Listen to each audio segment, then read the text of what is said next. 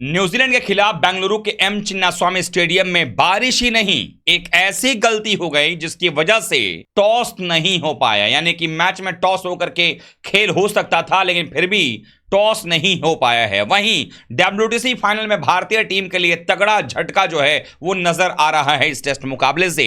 तो अब सवाल ये उठने लगा है कि सरफराज खान का क्या होगा। क्या सरफराज खान इस टेस्ट मुकाबले में अब भी खेलते हुए नजर आ सकते हैं, या एक बार फिर से अब बेंच पर बैठना होगा? क्या है पूरी कहानी, क्या कुछ होगा अब बचे हुए 4 दिनों में, ये सब कुछ हम आपको इस वीडियो में बताने वाले हैं। तो वीडियो को पूरा देखिएगा, पसंद आए तो लाइक कीजिएगा, शेयर कीजिएगा दोस्तों में, और चैनल पर पहली बार आए हैं तो क्रिक रोस्ट की फैमिली में सब्सक्राइब बटन दबा करके अभी शामिल हो जाएगा। चलिए वीडियो को शुरू करते हैं। जैसा कि आप सब जानते हैं कि भारतीय टीम इस वक्त वर्ल्ड टेस्ट चैंपियनशिप के फाइनल मुकाबले खेलने के लिए सबसे बड़ी दावेदार है। डब्ल्यूटीसी पॉइंट्स टेबल में भारतीय टीम नंबर 1 पर काबिज है, 74 परसेंटाइल उनके पास में है। लेकिन अभी भी यह तय नहीं है कि टीम इंडिया ही फाइनल खेलेगी या नहीं खेलेगी। हालांकि दावेदार सबसे पहले भारत ही है, लेकिन उसके बाद अगर देखा जाए तो ऑस्ट्रेलिया है। लेकिन जिस तरीके से श्रीलंका की टीम भी पीछे से आ रही है, वो भी सबसे बड़ी दावेदार बनती चली जा रही है। और ऐसे में लड़ाई अब 3 टीमों के बीच में है, जिनमें से 2 टीमें फाइनल खेलेंगी। या तो भारत ऑस्ट्रेलिया का फाइनल होगा, या तो फिर भारत श्रीलंका का फाइनल होगा, या फिर श्रीलंका ऑस्ट्रेलिया का फाइनल होगा। ये अब तय होगा आने वाली जो सीरीज हैं उनसे, जिसमें से एक सबसे बड़ा इंपॉर्टेंट सीरीज भारत और न्यूजीलैंड का चल रहा है। अब ऐसे में बेंगलुरु के मैदान पर पहले टेस्ट मुकाबले का जो पहला दिन था, वो बारिश ने बिल्कुल पूरी तरीके से धुल दिया। लेकिन एक समय ऐसा भी आया जहां पर लगा कि शायद ये मैच जो होगा वो शुरू हो जाएगा। बारिश रुक भी गई थी, अंपायर्स मैदान पर आ गए थे, कवर्स हटा भी लिए गए थे, सिर्फ पिच के ऊपर में कवर था। लेकिन उसी टाइम पर मालूम यह चलता है कि जो हॉक आई का सिस्टम है वही नहीं लगाया गया है, और उसको लगाने में और उसको सेट करने में कम से कम 45 मिनट का समय लगता है। और ये बात मैं नहीं कह रहा हूं, ये बात कमेंटेटर्स कह रहे हैं। यानी कि अगर देखा जाए तो अगर हॉक आई का सिस्टम पहले लगा हुआ होता तो निश्चित रूप से जो ड्रेनेज सिस्टम है, वर्ल्ड क्लास ड्रेनेज सिस्टम जो है वो बेंगलुरु का है, जहां पर कि प्रति मिनट 10,000 लीटर पानी ड्रेन किया जा सकता है। और आप बताएं कि इतने बेहतरीन ड्रेनेज सिस्टम वाले मैदान पर भी अब एक अलग ही प्रकार की गलती की वजह से टॉस तक नहीं हो पाया। एटलीस्ट अगर टॉस होकर के कुछ ओवर्स हो भी जाते, फिर अगर बारिश आती, तो आप कम से कम यह पता लगा सकते थे कि भारतीय टीम की प्लेइंग 11 क्या है, सोच टीम इंडिया की क्या निकल करके आ रही है, कौन सा खिलाड़ी टीम के अंदर है, कौन टीम से बाहर है। लेकिन अब दूसरे दिन का इंतजार करना पड़ेगा कि आखिरकार दूसरे दिन जो है वो जब टॉस होगा तो टीम का प्लेइंग 11 क्या होगा। क्या वही प्लेइंग 11 होगी जो आज अगर मैच में टॉस हुआ होता तो रहता, या वो बदलेगा? और बदलने की बात जहां तक है, हम डब्ल्यूटीसी पॉइंट्स टेबल के बारे में आपको बताएं कि क्या होने वाला है वहां पे। उसके पहले अब ये सवाल उठने लगा है कि क्या सरफराज खान अब खेलेंगे, क्योंकि 14 तारीख को 14 अक्टूबर को शुभमन गिल शिकायत करते हैं कि उनको नेक स्टिफनेस है, जिसकी वजह से मैनेजमेंट कहती है कि ठीक है, हम 16 तारीख की सुबह को 9 बजे जब टॉस होगा उस टाइम पर हम ये तय करेंगे कि प्लेइंग 11 में किसको जगह देनी है। अब 16 तारीख को चूंकि मैच हुआ नहीं, तो ऐसे में अब सरफराज खान के जितने फैंस हैं वो अब ये जानना चाहते हैं कि क्या शुभमन गिल फिट हो गए हैं। और अभी तक हालांकि कोई ऑफिशियल इसकी जानकारी नहीं है कि शुभमन गिल फिट है कि नहीं है।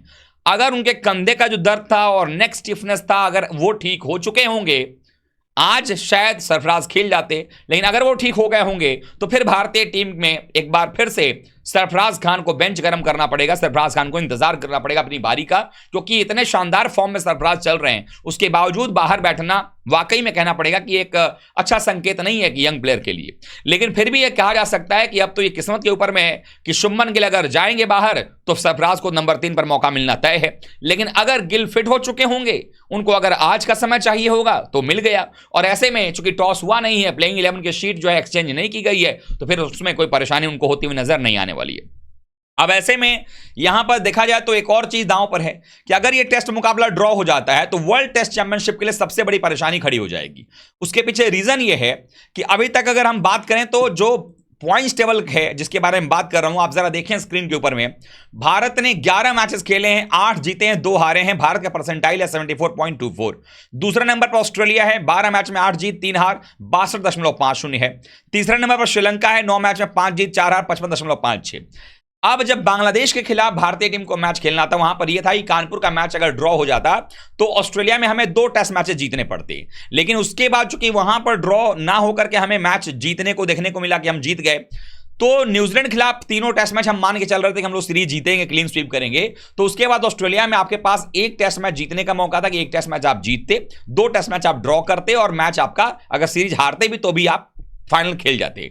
लेकिन अब अगर ये मैच बारिश की वजह से, चूंकि 5 दिन बारिश का अनुमान है, सिर्फ टेस्ट मैच का जो चौथा दिन है उस दिन बताया जा रहा है कि धूप खिल सकती है, और ऐसे में अगर ये 5 दिन में बारिश की वजह से ओवर्स की संख्या कम होती है और मैच का रिजल्ट नहीं आता है, तो ड्रॉ की वजह से जो है सबसे बड़ी परेशानी ये होने वाली है कि टीम इंडिया को अगला दोनों टेस्ट मैच तो जीतना ही पड़ेगा, बल्कि ऑस्ट्रेलिया में जाकर कम से कम 2 टेस्ट मैच जीतने के साथ साथ आपको एक टेस्ट मैच ड्रॉ भी करने का दबाव आपके ऊपर में होगा, ताकि अपने आप को आप कंटेंशन में बना के रखें।